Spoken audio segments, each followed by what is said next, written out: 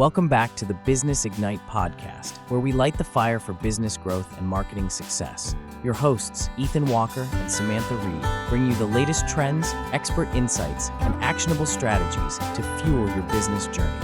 Let's ignite your potential. All right, picture this. You're in a completely new city, don't speak the language, right? Totally lost, and you are craving, desperately need some caffeine. Oh, I know that feeling. You see a crowd, and then bam, that green and white logo. You know the one? Like a beacon of hope. Total relief, right? That, my friend, is branding. And today, we're going deep on how to bottle that feeling. I like that, bottling that feeling, because it really is about evoking an emotion, isn't it? You know, that example you gave, it just highlights how a strong brand can transcend language, even cultural differences, to create that instant connection. It's true. It's like this universal language everyone understands. In this article, we're looking at how company branding enables your business to grow. From 95 Visual, they're saying it's about way more than just like a cool logo or a catchy tagline. Oh, for sure. It goes way deeper. It's about the entire experience a company creates, the feeling they project. So it's like less about the what and more about the how. Exactly. Think about a company like Apple. Yeah, the Apple logo is recognizable, but their branding is so much more than that, right? It's the sleek design of their products, the minimalist feel of their stores, even the way their employees interact with you. It all feeds into this idea of innovation, a premium experience. You're not just buying a phone, you're buying into a whole vibe. Exactly. And that's where the psychology of branding comes into play, you know? Yeah. It's about tapping into your audience's subconscious desires and aspirations. Whoa, getting deep. So how do they do that? What's the secret sauce? It's a combination of things, really. Colors, fonts, imagery, even the tone of voice you use in your messaging. It all contributes to the overall feeling you're creating. There's this really interesting point in the article, actually, about how color can be perceived so differently across cultures. Really? Tell me more. So they use the example of a dark blue logo. In some cultures, that might be seen as trustworthy, dependable. Yeah, makes sense. But in others, it could be interpreted as cold or unapproachable. Wow, I never thought about that.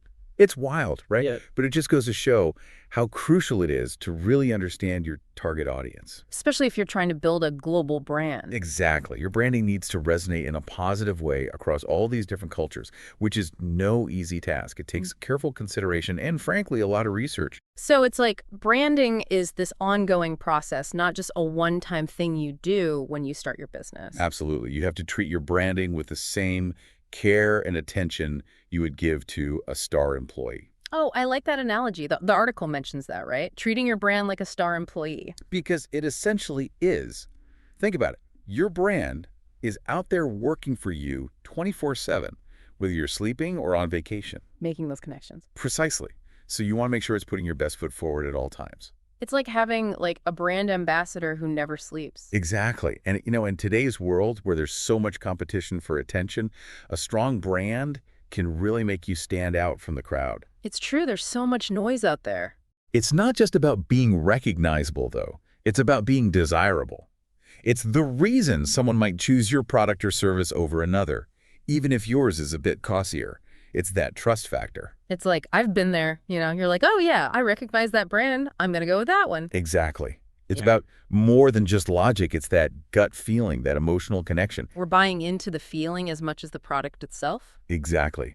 And that's what a well-crafted brand can do. Create that sense of shared values, of belonging, even a bit of aspiration. It's powerful stuff. It really is. It drives our choices more than we even realize. So we've talked about how important branding is for any business, but here's what I found really fascinating.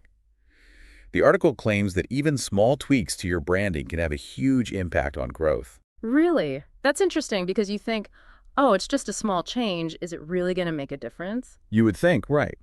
But apparently there's a psychological reason for it. Okay, I'm listening.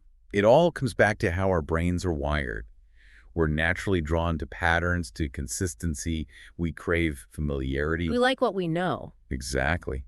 So even subtle changes to your branding can signal evolution without being too jarring. It's like we're keeping up with the times, but we're still the same brand you know and love. Exactly. They use the example of changing the shade of blue in your logo, just slightly. Oh, I like that. It's subtle. Most people probably wouldn't even consciously register the change, but it still has an impact. Subliminal messaging. Exactly. It's about those subtle cues that reassure your existing customers while potentially attracting a new audience. So it's like walking a tightrope between staying true to your brand while also evolving. And that's the challenge, isn't it? Finding that balance. It is, and it makes you realize that branding is a continuous process. It's not static. Totally. You have to constantly be evaluating, adapting, and refining your brand to stay relevant and resonate with your audience. It's like we were saying earlier, it's like taking care of a star employee. Exactly. You wouldn't just hire someone and then ignore them, right? You got to nurture them. Exactly. It's about giving them the attention and care they need to thrive. So I guess the question is, how do we know what our brand needs to thrive? That's a great question. And I think a good place to start is by looking at how other companies are approaching their branding, particularly in the context of content marketing. Ooh, that's meta. Because this article we're discussing, it's basically content marketing for 95 Visual. Exactly. They're giving us all this great advice about branding, and at the same time, they're showcasing their own expertise. Sneaky, but also very smart. It is smart. And it highlights an important point. As consumers, we need to be more aware of how companies are using content to build their brands. It's like a game of spot the branding strategy. Exactly. And it can be pretty revealing. Like, do they actually practice what they preach? Precisely.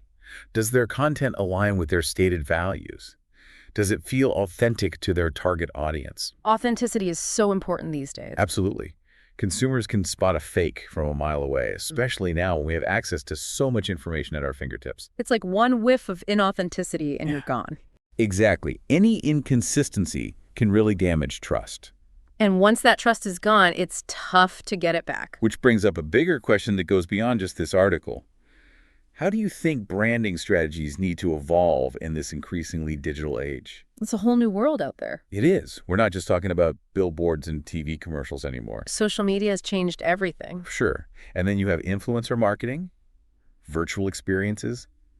The ways in which brands can interact with their audiences are constantly changing. And let's not forget about user-generated content. People trust recommendations from their peers more than ever before. It's true. So brands need to find authentic ways to be part of those conversations. It's not enough to just shout your message from the rooftops anymore. Exactly. It's about engaging with your audience in a meaningful way, building relationships, and being part of the community. It's true. Brands have to be more than just like a voice in the void now. It's not just about broadcasting your message anymore. It's about, like you said, being part of the conversation. Yeah. That takes a deep understanding of where those conversations are even happening, what platforms, what kind of language resonates. Right. And what's the tone, the vibe of the space? So much to consider. It really highlights how much the world of branding has changed, even in the past decade. It's kind of incredible when you think about it. Mind-blowing, honestly. It's like a whole different ballgame now. It really is. And it shows how fast technology is changing everything. Brands can't just rest on their laurels. You know what I mean? They have to be ready to adapt or get left behind. 100%. So as we wrap up our deep dive into the world of branding, I think there's a big takeaway for everyone listening. Yeah, what's that? Pay attention. The world around you is like a constant masterclass in branding, both the good and the well. And not so good. Exactly. Every time you interact with a company, big or small, you're experiencing their branding firsthand. That's true. It's like being a detective trying to figure out their strategy. So as you go about your day-to-day, I challenge you to start noticing those branding choices. What colors are they using? What about the fonts? The little things, right? Totally. What's the tone of voice in their advertising? Or even like the music playing when you walk into a store? Oh, for sure. Music can be so powerful in setting a mood. And ask yourself, what feeling am I getting from this? What are they trying to tell me? And does it work? Exactly, because at the end of the day, that's the mark of truly successful branding. Does it make you want to learn more? Connect with that company? Become a loyal customer? Couldn't have said it better myself. Well, it's been fun diving deep with you today. Likewise. Until next time, everyone, keep exploring, keep those branding antenna up, and we'll catch you on the flip side. Thanks for tuning in to the Business Ignite podcast, where we fuel your business growth and marketing success. If you enjoyed today's episode, be sure to rate and review us. It does help others find the show.